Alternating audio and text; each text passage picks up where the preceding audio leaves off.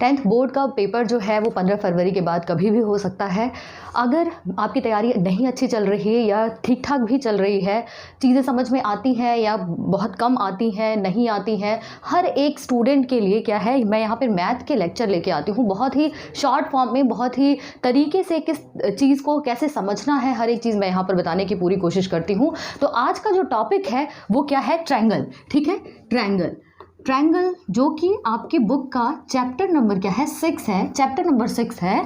इसके बारे में हम बात करेंगे कि ट्रायंगल क्या होता है, कैसे कैसे क्वेश्चन पूछे जाते हैं, इनकी प्रॉपर्टीज़ क्या होती है, हर एक चीज़ बहुत अच्छे तरीके से हम देखेंगे, इस तरीके से समझेंगे ताकि चीज़ें आपके दिमाग में घुस जाएं और उसके बाद क्वेश्चन सॉल्व करने के टाइम में आपको कोई भी तकलीफ या प्रॉब्लम ना हो। चलिए, तो ट्रायंगल क्या होता है, सबसे पहले बात करते हैं ट्रायंगल की। ट्रायंगल हिंदी में बात करें तो इसे बोलते हैं त्रिकोण। ठीक है, ट्रायंगल जैसे कि ये क्या है, ट्राई है प्लस एंगल है। ठीक है, ट्राई प्लस एंगल मतलब, ट्राई मतलब हो गया 3, एंगल मतलब क्या होता है, कोण। 3 कोण जिसमें बनते हो उसे हम क्या कहते हैं, ट्राई एंगल बोलते हैं। यानी कि अगर एंगल हम देखें तो एंगल क्या होता है, कोई भी साइड होती है, किन्हीं 2 साइडों के बीच में ही तो कोई एंगल बनता है। अगर मैं कहूँ कि एक लाइन ऐसे जा रही है, एक लाइन ऐसे जा रही है, तो ये क्या होगा, ये इनके बीच का एंगल होगा। इसका मतलब क्या है कि ट्रायंगल को समझने के लिए एंगल को समझना ज़रूरी है, और एंगल को समझने के लिए एंगल कहाँ से निकलेगा, साइड से निकलेगा। क्यों? क्योंकि कोई भी कोण तभी बनता है, कोई भी एंगल तभी बनता है जब 2 लाइन एक दूसरे को काटती हैं। ठीक है, तो अगर मैं कहूँ कि 3 एंगल चाहिए तो एटलीस्ट आपको 3 लाइनों की ज़रूरत होगी। 3 लाइनों मतलब आप कह सकते हो कि 3 साइड्स की ज़रूरत होगी, और ये जो तीनों साइड्स होती हैं इनको मिलाकर ही ट्रायंगल का फॉर्मेशन होता है। क्लियर है बात? ये क्या है, मान लेते हैं ये क्या है, कोई भी ट्रायंगल है, इसका हमने नाम दे दिया ABC, क्या है, एक ट्रायंगल है। ठीक है, ABC एक ट्रायंगल है। ये क्या है, AB एक साइड हो गई। साइड्स क्या है इसकी, अगर मैं कहूँ कि ट्रायंगल की साइड्स क्या है, एक साइड हो गई AB, दूसरी साइड क्या है BC, तीसरी साइड क्या है AC या फिर CA, कुछ भी बोल सकते हो। ठीक है, तो ये CA क्या हो गई, इसकी साइड हो गई। अगर मैं कहूँ कि एंगल कौन कौन से बन रहे हैं, यहाँ पर एंगल्स कौन कौन से बन रहे हैं, तो एंगल कौन कौन सा है, एक तो ये है एंगल A, क्या है एंगल A। एंगल को इस तरीके से रिप्रेजेंट किया जाता है, कोड है भाई, कोड है, एंगल कुछ इस तरीके से बनता है, तो इसको हम इस तरीके से डिनोट करेंगे पूरे चैप्टर में। तो एंगल A हो गया। एक एंगल क्या है, एंगल B बन रहा है। एक एंगल क्या है, एक एंगल C बन रहा है। इसके अलावा अगर मैं कहूँ कोई और एंगल है क्या, नहीं है। इंटीरियर एंगल तो फिलहाल बस यही है। ये क्या है, जो अंदर की तरफ जो एंगल होते हैं वो क्या होते हैं, इंटीरियर एंगल होते हैं। जो इसके बाहर होंगे वो क्या होंगे, एक्सटीरियर एंगल होंगे। ठीक है, बाह्य कोण और अंतः कोण।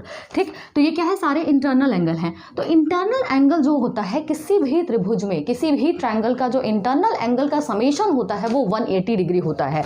अगर मैं कहूँ कि angle A plus angle B plus angle C is equal to 180, तो इसमें कोई भी हर्ज नहीं है, ये बिल्कुल सही बात है। ठीक है, अगर मान लीजिए अगर ऐसा ही कोई क्वेश्चन आपके पास आ जाए कि एंगल A की वैल्यू कितनी है, मान लीजिए ये दे दिया आपके पास 60 डिग्री, ठीक है, ये दे दिया कितना 70 डिग्री, तो ये पूछ ले कि ये जो एंगल C है इसका मान हमने लिख लिया थीटा, इसकी वैल्यू क्या अज्यूम कर ली थीटा, या आप ना भी चाहो तो भी ये यहाँ पर पूछ ले कि एंगल C क्या होगा, तो आपको पता है एंगल A कितना है 60 है, एंगल B कितना है 70 है, और एंगल C हमें निकालना है, और तीनों एंगल का समेशन क्या होता है 180 डिग्री होता है। इट मीन्स कि हम क्या कर सकते हैं, यहाँ पर एंगल C की जब वैल्यू निकालनी होगी तो वो क्या हो जाएगा 180, और माइनस का ये दोनों सम हो जाएगा, कितना हो जाएगा 130।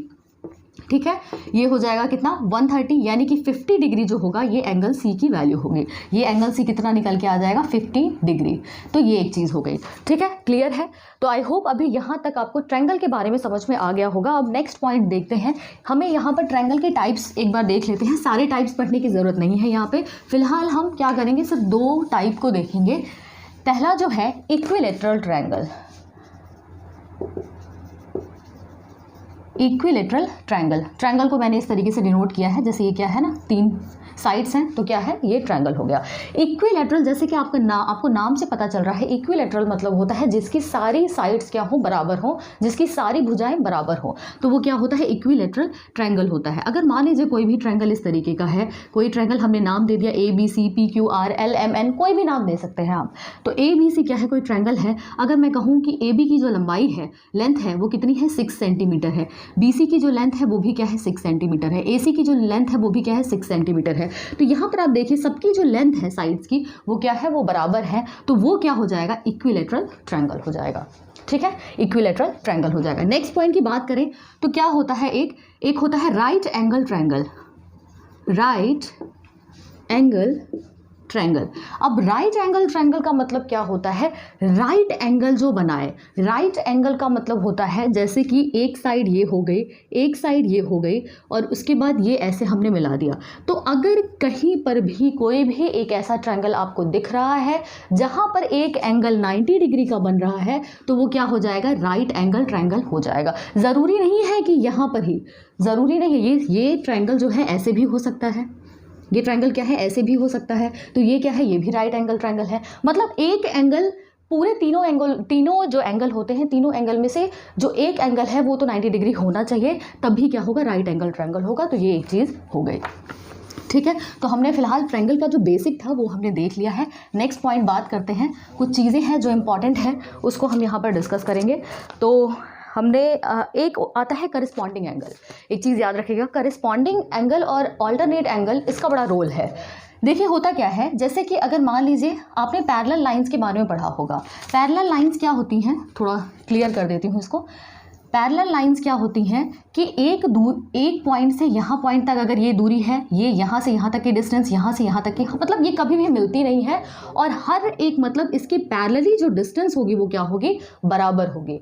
तो अगर दो पैरेलल लाइंस हैं और उनको क्या है, कोई भी एक लाइन क्या कर रही है, काट रही है, ठीक है, इंटरसेक्ट कर रही है, तो जो करस्पॉन्डिंग एंगल होता है, सबसे पहले बात समझिए, करस्पॉन्डिंग एंगल की, करस्पॉन्डिंग एंगल क्या होता है भाई, करस्पॉन्डिंग एंगल मतलब होता है जैसे कि ये एंगल अगर मैं बात करूं, ये जो लाइन है और ये जो लाइन है ये काट रही है इसको, तो ये जो ऊपर का एंगल है और इस लाइन के जो ऊपर का एंगल है एक ही साइड की तरफ, वो क्या होगा, करस्पॉन्डिंग एंगल होगा। अगर मैं कहूँ कि ये एंगल और ये एंगल, ये क्या है, करस्पॉन्डिंग एंगल हो गए। तो अगर मुझे ये पता है 40 डिग्री, तो ये भी क्या हो जाएगा, 40 डिग्री हो जाएगा। क्यों, क्योंकि करस्पॉन्डिंग एंगल है। अगर मुझे पता है कि ये क्या है, 140 डिग्री है, तो ये भी क्या हो जाएगा, 140 डिग्री है। क्यों, क्योंकि करस्पॉन्डिंग एंगल है। अब एक चीज़ और, अब अगर मैं कहूँ कि ये यहाँ पर, अगर दूसरे कलर से मैं दिखा देती हूँ एक बार, यहाँ पर क्या है, ये देखिए, ये चीज़ जो है ये हो गई। ठीक है, अगर मैं कहूँ कि ये एंगल और ये एंगल, ये भी क्या है, करस्पॉन्डिंग एंगल है, तो ये भी चीज़ सही है। ठीक है, अगर मैं कहूँ ये चीज़ और ये चीज़, तो ये भी क्या है, करस्पॉन्डिंग एंगल है। तो ये चीज़ आपको समझनी ज़रूरी है। नेक्स्ट हम बात कर लेते हैं, नेक्स्ट जो है, मतलब कुल मिला के आप देखिए ना कि जो लाइन इसको काट रही है, एक साइड के ऊपर वाला बराबर होगा, दूसरी साइड के ऊपर वाला बराबर होगा, एक साइड के नीचे वाला एंगल बराबर होगा, इस तरीके से होता है। दूसरा होता है ऑल्टरनेट एंगल। ठीक है, ऑल्टरनेट एंगल। अब ऑल्टरनेट एंगल की बात करें तो यहाँ पर भी हमें समझने की ज़रूरत है कि दो पैरेलल लाइंस हैं, इनको क्या हो रहा है, ये एक लाइन काट रही है, तो जो ये एंगल होगा और ये एंगल होगा, ठीक है, ये एंगल और ये एंगल, ये क्या होगा, ऑल्टरनेट एंगल होंगे। ठीक है, और भी कोई ऑल्टरनेट एंगल हो सकता है क्या, ये एंगल और ये एंगल, ये भी क्या हो जाएगा, ऑल्टरनेट, मतलब दोनों क्या है कि उल्टा। ठीक है, क्रॉस कनेक्शन, ये इधर का, ये इधर का, ये इधर का, ये इधर क्या है, ऑल्टरनेट एंगल है। अगर मैं बात करूं कि ये जो एंगल है इसका ऑल्टरनेट एंगल क्या बनेगा, तो ये देखिए लाइन से ऊपर जा रहा है, तो ऑल्टरनेट का मतलब क्या हो गया, ये लाइन से नीचे हो जाएगा, तो ये क्या हो जाएगा, इसका ऑल्टरनेट एंगल हो जाएगा। अगर मैं कहूँ कि इसका ऑल्टरनेट एंगल क्या होगा, तो ये क्या हो जाएगा, इसका ऑल्टरनेट एंगल होगा। तो इस चीज़ को समझिए आप। नेक्स्ट पॉइंट की बात करते हैं कि एक थ्योरम है, ये हमने क्यों समझा है, क्यों पढ़ा है, इसके बारे में देख लेते हैं कि अगर मान लीजिए कि कोई ट्रायंगल है इस तरीके से। ठीक है, ट्रायंगल का नाम हमने दे दिया ABC। ठीक है, अब कोई लाइन कुछ इस तरीके से इसको काट रही है, स्ट्रेट लाइन ले लीजिए, इसको समझिए कि हाँ बिल्कुल स्ट्रेट लाइन है। ठीक है, स्ट्रेट लाइन है, तो अब यहाँ पर इसको काट रही है, तो हमने अभी तक जो समझा है इसका क्या मतलब है बेसिकली, कि अगर कोई लाइन इस तरीके से काट रही है तो मतलब ये सेम रेशियो में काट रही है, तो तीसरी साइड की ये पैरेलल होगी। कहना क्या चाहते हैं कि ये जो चीज़ है, अगर मान लीजिए कोई लाइन इस तरीके की है, ठीक है, और इस ट्रायंगल को इस ट्रायंगल को सेम रेशियो में काट रही है। मतलब सेम रेशियो का मतलब क्या हो गया, सेम रेशियो का मतलब क्या हो गया, सेम रेशियो का मतलब हो गया, अगर मान लीजिए ये हो गया डी ई, हमने नाम दे दिया, ये पॉइंट क्या है डी है, ये पॉइंट क्या है ई है, तो ए डी अपॉन में D B is equal to A E upon में ई सी। ठीक है, ये क्या होता है, इक्वल रेशियो। मतलब ये इसका अपॉन में दिस अपॉन में दिस। ठीक है, तो ये अगर रेशियो बराबर है, इसका मतलब कि जो थर्ड साइड है, थर्ड साइड कौन सी है, बी और सी। ठीक है, इसके पैरेलल क्या होगा, डी ई होगा, क्योंकि दो जो साइड्स हैं उसको तो ये काट ही रहा है, दो साइड्स को काट रहा है, और ये क्या होगा, तीसरे के पैरेलल होगा। अगर ऐसा कहीं पर भी आपको फिगर दिया होता है जो कि क्या है, कोई भी लाइन दो साइड को इस तरीके से काट रही है कि इनका जो रेशियो हो वो क्या हो, साइड्स का जो रेशियो होता है वो सेम हो, तो जो ये लाइन होगी वो क्या होगी, तीसरी साइड के पैरेलल होगी। यानी कि हम कह सकते हैं कि D E is parallel to B C. Parallel का रिप्रेजेंटेशन क्या होता है, इस तरीके से, जब दो लाइनें हम इस तरीके से खींच देते हैं इसका मतलब क्या होता है, ये पैरेलल है। ठीक है, तो ये एक चीज़ हो गई। नेक्स्ट पॉइंट की बात करते हैं। देखिए क्या होता है कि सिमिलैरिटी देखते हैं यहाँ पर। ठीक है, सिमिलैरिटी का मतलब क्या हो गया कि कोई भी ट्रायंगल पूछ लेता है ऐसे कि कोई भी ट्रायंगल क्या है, सिमिलर कब होंगे। तो सिमिलर का मतलब क्या होता है, सिमिलर के लिए दो कंडीशंस होनी चाहिए। ठीक है, कंडीशंस क्या है, देखिए दो ट्रायंगल कोई भी आप बना लीजिए, एक ट्रायंगल है ए बी सी और दूसरा कोई ट्रायंगल इससे छोटा या बड़ा किसी भी तरीके से मान लेते हैं एल एम एन। ये क्या है, दो ट्रायंगल हैं। ठीक है, देख के पता चल रहा है कि दोनों क्या है, ट्रायंगल है, लेकिन दोनों एक बराबर तो नहीं है, एक छोटा है एक बड़ा है। लेकिन अगर मैं कहूँ कि ए बी, इनका जो रेशियो है ए बी, ये ए बी जो लंबाई है ये लेंथ, और इसके इधर जो लंबाई है एल एम, इनका रेशियो इज इक्वल टू जो बेस है ये, ठीक है, बी सी अपॉन में इस ट्रायंगल का base M N is equal to ये जो है ए सी अपॉन में क्या है एल एन। अगर इनका रेशियो क्या है, सेम आ रहा है, तो क्या होगा, ये दोनों जो ट्रायंगल होंगे वो सिमिलर होंगे। ठीक है, ट्रायंगल जो होंगे सिमिलर होंगे। सिमिलर का बेसिकली मतलब क्या होता है कि एक जैसा होना। ठीक है, एक जैसा मतलब शेप एक जैसी होनी चाहिए, लेकिन साइज बराबर हो ये ज़रूरी नहीं है। ठीक है, मतलब कोई एक चीज़ छोटी एक चीज़ बड़ी, मतलब आपके पास मान लीजिए कि एक छोटी टॉफ़ी है, ठीक है, और वैसे ही एक बड़े साइज़ की टॉफ़ी मिल गई आपको। ठीक है, लेकिन उसकी जो शेप है, शेप जो है, टॉफ़ी अगर गोल है, ओवल शेप में है, वो क्या है, वो सेम है, लेकिन जो साइज़ है वो क्या है, छोटा बड़ा है, तो इस वजह से ये क्या हो जाएंगे, ये सिमिलर हो जाएंगे। तो यहाँ पर ये तो फर्स्ट कंडीशन हो गई। सेकंड कंडीशन क्या है कि जो एंगल होता है वो भी बराबर होना चाहिए। कौन सा एंगल भाई, ये एंगल हो गया, ये एंगल हो गया, एक ये है एक ये। अब कौन कौन से बराबर होना चाहिए, अब एंगल ए जो है वो एंगल एल के बराबर होना चाहिए, एंगल ए एंगल एल के बराबर होना चाहिए, एंगल बी जो है वो क्या होगा, एंगल एम के बराबर होना चाहिए, एंगल एम के बराबर होना चाहिए, एंगल सी जो है एंगल एन के बराबर होना चाहिए, एंगल सी एंगल एन के बराबर होना चाहिए। मतलब ये साइड अपॉन में दिस साइड अपॉन में दिस साइड अपॉन में दिस साइड, ये क्या है, सारे बराबर होने चाहिए। और एंगल जो है ये और इधर का एंगल जो है वो सारे अगर बराबर होंगे तो जो सिमिलैरिटी की कंडीशन है वो फुलफिल हो जाएगी, और हम कह सकते हैं कि ये जो ट्रायंगल है, ये दोनों ट्रायंगल क्या है, सिमिलर है। ठीक है, सिमिलर का साइन कुछ इस तरीके से होता है। ठीक है, अगर थोड़ा सा एस हम बनाते हैं ना, एस अगर हम इस तरीके से बनाते हैं, इसको थोड़ा सा इस तरीके से कर दो तो ये क्या हो जाएगा, ये सिमिलर का साइन हो जाएगा। यानी कि हम कह सकते हैं triangle A B C similar to triangle L M N. ठीक है, तो ये एक चीज़ यहाँ से निकल के आती है। क्लियर है, तो ये क्या है, सिमिलरिटी का रूल हो गया कि आप कैसे पहचानोगे कि सिमिलर है या नहीं है। चलिए नेक्स्ट पॉइंट की बात करते हैं। अब यहाँ पर एक चीज़ आती है, जैसे कि देखिए एक आपकी बुक में दिया भी हुआ होगा, यहाँ पर अगर मान लीजिए ये क्या है, y है, ये क्या है, x है, इस तरीके से ये जा रहा है। ठीक है, ये पॉइंट है A। अगर मैंने यहाँ पर एक पॉइंट ले लिया, कोई भी मान लीजिए B, एक पॉइंट ले लिया C, अगर मैं कहूँ कि यहाँ से एक परपेंडिकुलर ड्रॉ कर दिया जाए, परपेंडिकुलर मतलब क्या होता है, 90 डिग्री का एंगल बनाते हुए नीचे एक लाइन खींच दी मैंने, यहाँ से भी 90 डिग्री का बनाते हुए एक लाइन खींच दी, तो ये जितने भी ट्रायंगल बनेंगे ऐसे एक्स और वाई पे जितने भी ट्रायंगल बनेंगे वो क्या होंगे, एक दूसरे के सिमिलर होंगे। यानी कि मैं यहाँ पर कह सकती हूँ, यहाँ पर हमने नाम ले दिया डी और एक ई, यानी कि अगर मैं कहूँ triangle A B D similar किसके हो जाएगा, triangle A C E, triangle A सी ई, ठीक है।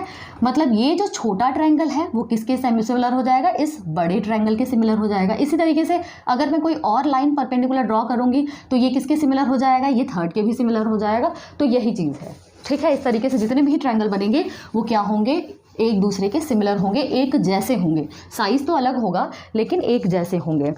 नेक्स्ट पॉइंट बात करते हैं। देखिए क्या होता है, सर्कल है, अगर मैं आपसे पूछूं कि सर्कल है, सर्कल क्या है, सिमिलर है क्या। मान लीजिए ये आपके पास एक सर्कल हो गया, दूसरा ये क्या हो गया, ये एक सर्कल हो गया, तीसरा इससे बड़ा सर्कल हो गया। तो क्या ये सर्कल जो है, जितने भी हम सर्कल ड्रॉ करते हैं, क्या वो सिमिलर हैं। हम कह सकते हैं, देखिए क्या है तो ये भी गोल, ये भी गोल है, ये भी गोल है, मतलब पूरा गोल नहीं है। इस तरीके से क्या है, ये सर्कल है एक तरीके से, ठीक है। जिस तरीके से बैंगल्स होती हैं उस तरीके से क्या है, ये सर्कल है। तो साइज़ क्या है, सिर्फ चेंज हो रहा है, साइज़ चेंज हो रहा है, लेकिन इसकी शेप जो है वो क्या है, कांस्टेंट है। शेप तो गोल ही है, सर्कल ही है। तो ये सारे क्या होंगे, ये सिमिलर होंगे, ठीक है। ये सारे क्या होंगे, सिमिलर होंगे। इसी तरीके से अगर मैं कहूँ कि कोई स्क्वायर है, स्क्वायर में चारों साइड्स जो होती हैं वो बराबर होती हैं। हमने मान लीजिए ये 3 स्क्वायर हमारे पास हो गए, ठीक है। अगर ये मान लीजिए 2 है, ये भी 2 है, तो ये 2 2, ठीक है। 2 2 सेंटीमीटर की मान लीजिए है यहाँ पर ये 4 है, 4 है, 4 है, 4 है। यहाँ पर क्या है, 6 है, 6 है, 6 है, 6 है। तो एक बात बताइए, ये क्या है, सिमिलर है क्या। देखिए यहाँ पर क्या है, सबसे पहली बात कि एंगल तो सबका बराबर ही बन रहा है, एंगल जो है वो सबका बराबर बन रहा है। क्लियर है बात, एंगल जो है वो बराबर बन रहा है। और इसको किसी भी तरीके से रखा जाए, क्योंकि जो यहाँ पर जो साइड होती है, साइड की लेंथ होती है वो सेम होती है स्क्वायर के शेप में। तो आप चाहे इसको ऐसे रखो, चाहे ऐसे रखो, चाहे ऐसे किसी भी तरीके से पलट के रख दो, ये आएगा कुछ इस तरीके से ही, ठीक है। तो ये क्या होंगे, ये भी सारे के सारे सिमिलर होंगे, ठीक है। ये भी सारे के सारे सिमिलर होंगे। नेक्स्ट पॉइंट की बात करते हैं, देखते हैं ज़रा इसको भी। अब जैसे ये यहाँ पे एक पिक्चर देखिए आप, ये है, ठीक है, कुछ इस तरीके से है मान लीजिए, ठीक है। और एक शेप जो है वो ऐसी है, ठीक है। अगर मैं कहूँ कि क्या ये दोनों सिमिलर हैं, तो आप सीधे सीधे कह दोगे सिमिलर नहीं है। क्यों, क्योंकि सबसे पहले उस एंगल हमें साफ दिख रहा है, एंगल हमें क्या दिख रहा है, साफ दिख रहा है। ये देखिए क्या है, 90 डिग्री से कम है, ये सीधे सीधे हमें पता चल रहा है ये क्या है, 90 डिग्री है, ये चारों क्या है, 90 डिग्री हैं। तो ये क्या होगा, सिमिलर नहीं होंगे, ठीक है, सिमिलर नहीं होंगे ये। नेक्स्ट बात कर लेते हैं। देखिए क्या है यहाँ पर बेसिकली कि एरिया ऑफ सिमिलर ट्रायंगल के बारे में बात करते हैं, ठीक है। एरिया ऑफ सिमिलर ट्रायंगल, तो जो सिमिलर ट्रायंगल हैं उनका एरिया देख लेते हैं। 2 सिमिलर ट्रायंगल हैं हमारे पास, मान लेते हैं ये एक ट्रायंगल ये हो गया, दूसरा ट्रायंगल ये हो गया। दोनों की शेप जो है ट्रायंगल की एक जैसी है, लेकिन क्या है, साइज़ जो है वो उनमें फ़र्क है। तो मान लिया हमने A B C, ठीक है, P Q R 2 ट्रायंगल हो गए, ठीक है।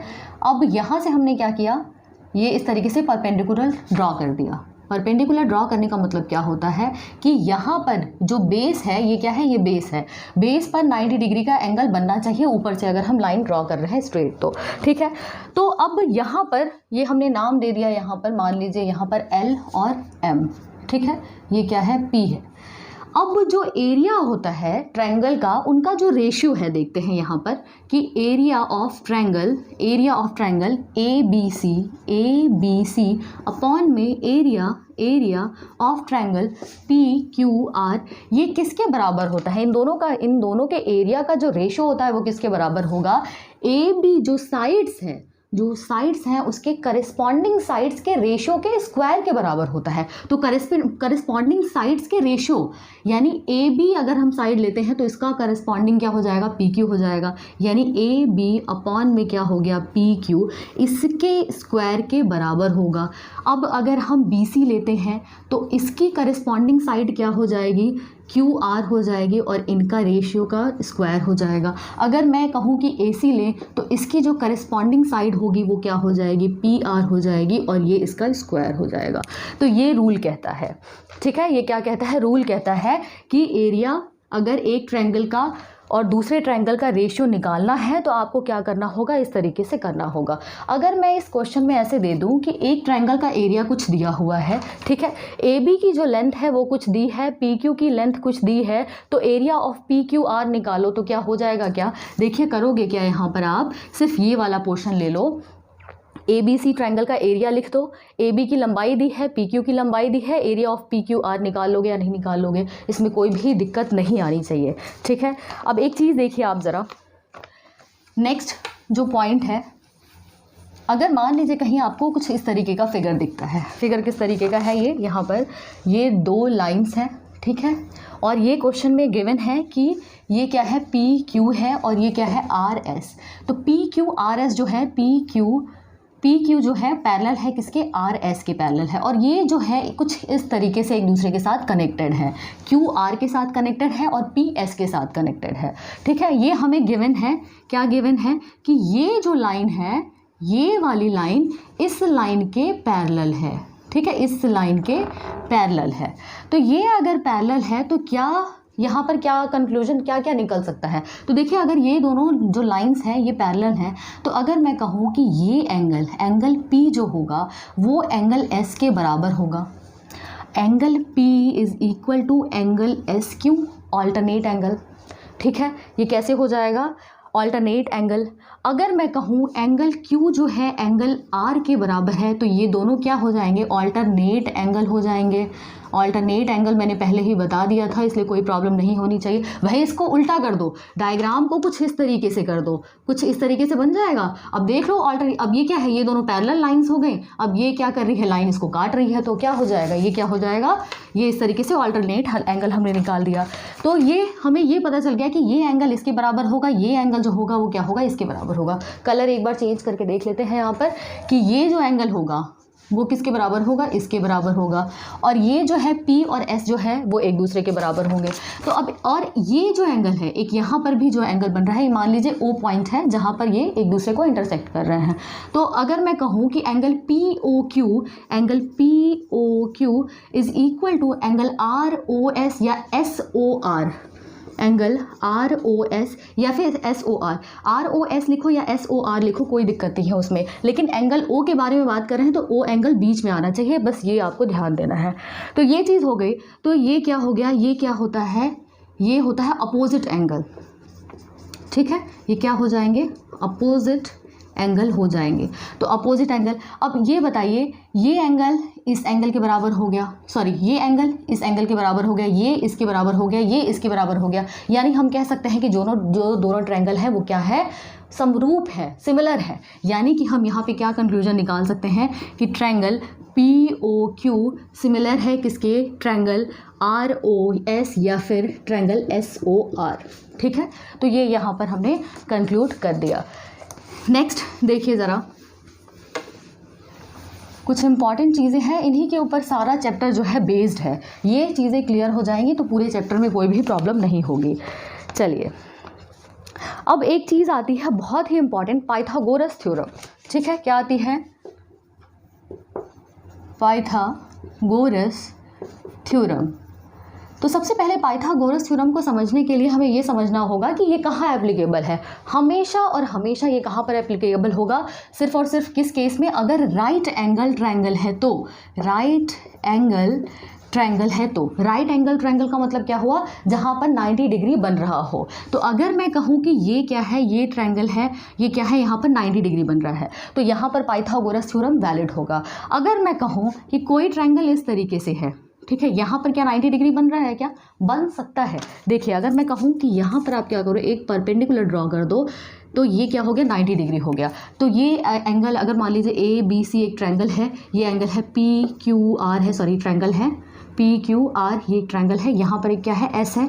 तो यहाँ पर क्या हो जाएगा, ये जो ट्रायंगल बनेगा, ये वाला जो ट्रायंगल बनेगा वो क्या होगा, 90 डिग्री का होगा, ठीक है। ये क्या है, यहाँ पर 90 डिग्री का बन रहा है, यानी कि राइट एंगल ट्रायंगल होगा। इसी तरीके से इधर भी क्या होगा, इधर भी 90 डिग्री बनेगा, यानी कि ये ट्रायंगल भी क्या हो जाएगा, राइट एंगल ट्रायंगल बन जाएगा। यानी कि इस ट्रायंगल में 2 राइट एंगल ट्रायंगल बन रहे हैं, ठीक है, और इसमें क्या है, सिर्फ और सिर्फ एक है। तो पाइथागोरस थ्योरम क्या कहता है कि जो हाइपोटेनस होता है उसका square is equal to base का स्क्वायर प्लस L का स्क्वायर, ठीक है, या परपेंडिकुलर का स्क्वायर। अब बेस क्या होता है, हाइपोटेनस क्या होता है और परपेंडिकुलर क्या होता है।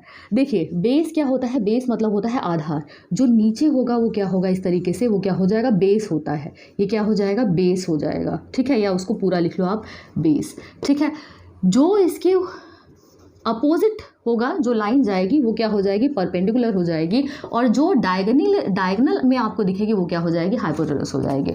इसी तरीके से यहाँ पर अगर हम बात करें तो ये क्या हो जाएगा, ट्रायंगल PSR में, ठीक है, ट्रायंगल PSR में जो बेस होगा वो क्या हो जाएगा, SR हो जाएगा, ठीक है। परपेंडिकुलर क्या हो जाएगा, ये हो जाएगा, परपेंडिकुलर क्या हो जाएगा, वो हो जाएगा PS, और जो हाइपोटेनस है वो क्या हो जाएगा, PR।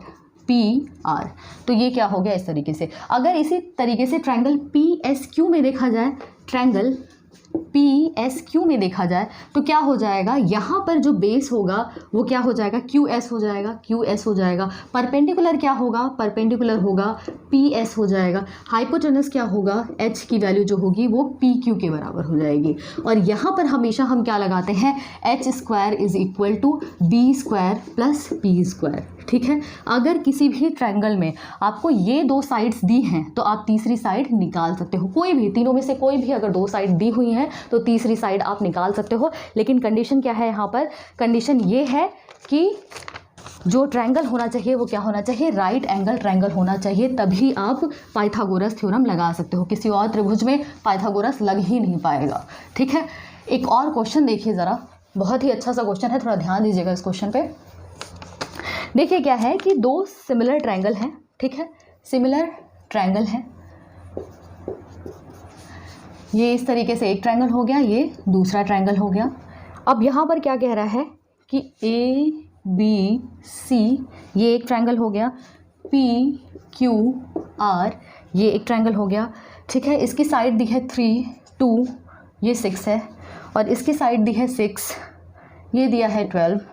ये साइड पूछ रहा है, ये एंगल दिया है 60 डिग्री, ये एंगल दिया है 80 डिग्री, और यहाँ पर ये दोनों एंगल पूछ रहा है, ठीक है। दोनों जो है ट्रायंगल क्या है, सिमिलर है, ये क्या है, सिमिलर है, बोथ आर सिमिलर।